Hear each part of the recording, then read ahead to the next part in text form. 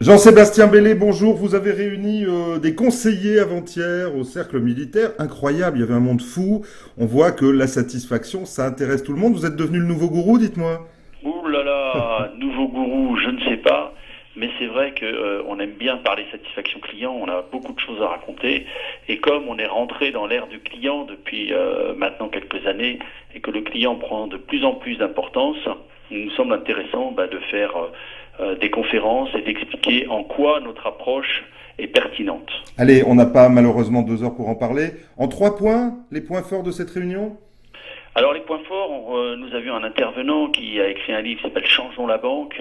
Il se trouve que c'est un banquier qui lui-même analyse son secteur et explique que finalement le secteur de la banque est en train d'être disrupté, grand mot à la mode, disrupté, par différents intervenants, les banquiers online qui viennent prendre les clients et qui offrent un service de qualité, mais aussi différentes plateformes comme Google et autres qui se dirigent vers ces métiers.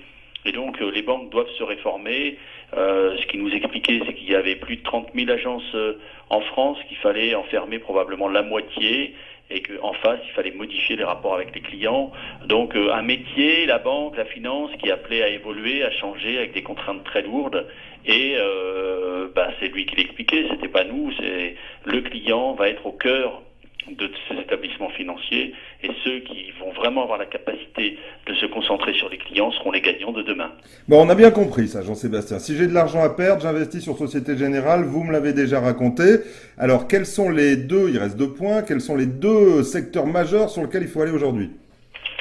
Alors, je ne sais pas si on peut raisonner en termes de secteur, parce que l'approche client s'applique à l'ensemble des sociétés. Vous savez, ce qu'on aime dire chez nous, c'est que les sociétés sont avant tout un collectif au service du client, et donc une société, c'est un groupe de personnes qui travaillent pour satisfaire un client, et dans tous les secteurs, il y a ces fameux disrupteurs qui arrivent.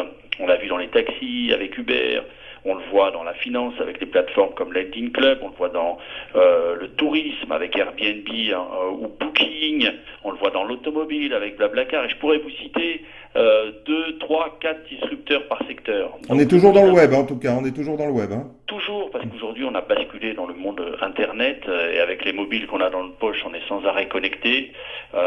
Donc du coup, ce qui est très important aujourd'hui, c'est pas tellement de faire une allocation sectorielle ou de faire une allocation globale, mais bien de choisir des sociétés qui ont mis le client au cœur de l'organisation, parce que l'écart va se faire à ce niveau-là, entre ceux qui vont survivre et qui vont profiter de cette vague Internet, parce qu'ils ont compris qu'il fallait faire de l'expérience client quelque chose d'important, et ceux qui ne l'ont pas compris et qui risquent tout simplement de disparaître. Quand je vous entends, j'entends Internet, les problèmes de tous les jours et le leader du marché sur le sujet.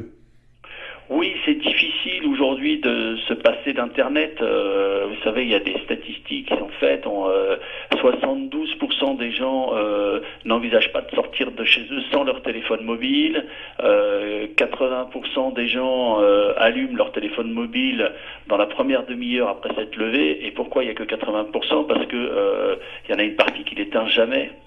Donc on est en permanence connecté, et d'ailleurs vous entendez parler de plus en plus autour de vous des objets connectés. Donc non seulement nous sommes connectés, mais les objets qui nous entourent sont de plus en plus connectés, et donc il faut prendre ça en compte dans l'investissement. On ne peut pas aujourd'hui s'exonérer de tout ça pour faire des investissements qui peuvent être faits dans des sociétés traditionnelles. Notre objectif n'est pas de faire investir dans des sociétés de technologie, mais vraiment les sociétés traditionnelles qui vont se concentrer sur les clients vont bénéficier de ces connexions multiples. Eh bien, Jean-Sébastien, ce qui est sûr, c'est que vous êtes un gérant connecté. Dites-moi, j'ai pensé à vous l'autre jour, j'ai trouvé un beau slogan dans le bureau d'un de mes clients qui avait fait une affiche qui disait « Nos clients sont toujours en contrat à durée déterminée ». C'est bon. Voilà. C'est bon. Allez, à la semaine prochaine, Jean-Sébastien. Au revoir.